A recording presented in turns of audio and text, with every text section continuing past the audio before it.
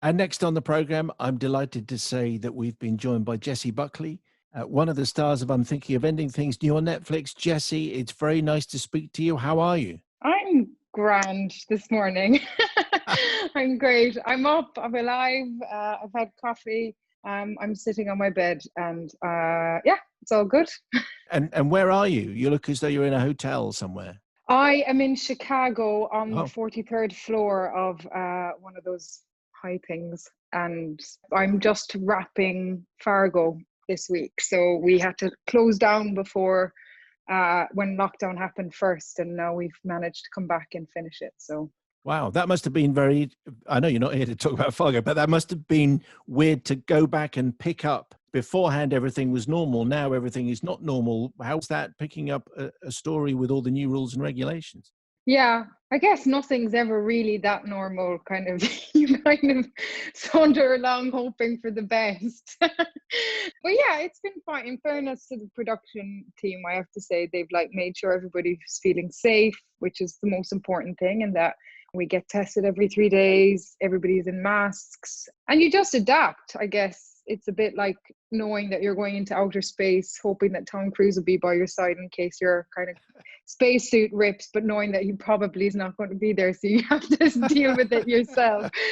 Wow, that's an interesting way of looking at things, actually. Though, so, so I should bear that in mind when we come to watch Fargo. Okay, so the reason why Jesse says I'm thinking of ending things is new on Netflix. I'm going to struggle at various points in this interview, Jesse, to describe what it is that we watch in a way that doesn't spoil things. So I will just ask questions, and if you feel that they're stupid or ridiculous, then you can answer them in whichever way you feel is appropriate. Okay. Great. That's generally how I've managed the whole Okay. All right. thing. Okay. So to start with, just tell us about what this story is, this new Charlie Kaufman film. Explain as far as you can what's happening in your new movie. Well, it's about a young couple, and they have been going out for 6 weeks. She can't really remember how long they've been going out. And he's driving her to the countryside to meet his parents. But it's a series of it's a windy psychological a mind trip. Very good. Very good. Nicely controlled there. So this comes from a novel, an Ian Reid novel, which is very well received at the time. Did you read the novel before? Did you read the novel once you knew you were going to be in this film? I hadn't read it before, and I absolutely read it once I knew I was going to do the film. And it's so brilliant. And Ian is such a lovely man. And yeah, I mean, I always like to put as much ingredients into the pot and see what comes out once I get to shoot. So I'm not picky. Yeah. Okay. So when you got sent, I imagine the first thing is you got sent the screenplay. Would that be your kind of the first hook that comes in? Yeah, I had just landed home to Ireland for Christmas, Right. and the last thing you expect is to get a Charlie Kaufman script, and it was one of those cases where it kind of explodes after 12 hours or something if you don't read it on time. So I sat myself into a coffee shop and read it, and then I put myself on tape within 12 hours. And yeah, then you just send it off into the ether, and what will be will be. But I was so blown away by it, and I just felt like I didn't understand it, most of it, to be honest.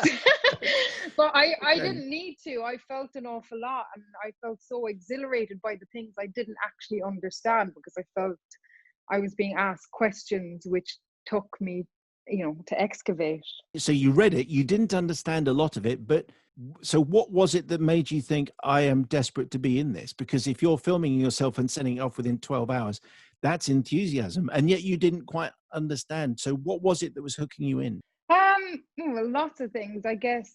You know, it's okay to we don't understand loads of things, and I was happy to be uncertain, knowing that I was feeling an awful lot while I was reading it. And I like to leave space anyway when I work, so that whatever comes out in those moments comes out. And Charlie's such a unique voice, and he creates such an interesting, and you're entering into both a dream world but also a real world, because they're very real questions that we all have as people. and to work with him and Jessie, I was such a huge fan of, and David Thewlis and Tony, and Yes. it was a no-brainer, to be honest. So the Jessie is Jessie Plemons, who's your boyfriend, who you go on the road trip with. And then can I ask you about David Thewlis and Tony Collette, who are the kind of in-laws that you're meeting? First of all, what a nightmare meal this is that you're being introduced to. I cannot. It was so cringingly awkward, and every sort of bone in your body is saying, "Get out! I know it's snowing, but you cannot stay here." They were great, weren't they? Oh, they were amazing. I mean, like Jessie and I had spent the first week inside the car doing crazy long 25-minute takes. So when we got into the farmhouse and met what characters David and Tony were doing, it was just like being kind of blasted by an apocalyptic snowstorm. Yeah. And they're such amazing creators, you know, like watching David, I mean, he's like a sculptor. I don't even know what he does with his body, or, you know, it's so subtle, but yet you feel like you've met that person somewhere. And I remember doing that scene with him up in Jake's bedroom, and it was so easy, but whatever he was doing was just I still don't know what he did, but it just felt so.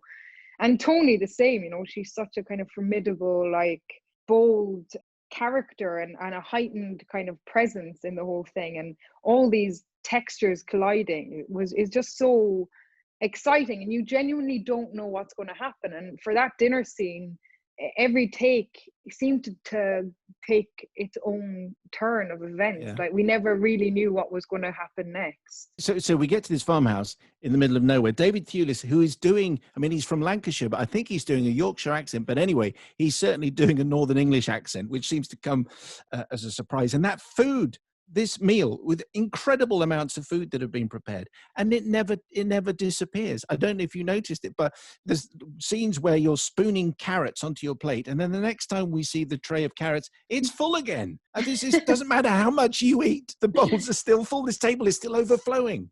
Yeah, I mean, it's a continuity, you know, geek's dream, this film, because they'll be able to like geek out on what's not there and what is there. But I think that was part of Charlie's. He wanted things shifting, you know, people age, people like the colors change, or people's hair slightly changes, you know, it wasn't anything rigid. So every now and again, there's an animated pig and there's some dancing, and there's a janitor who for me looks like Pete Waterman. But what are we... So here's my just general kind of open-ended question. What are we to make of all that?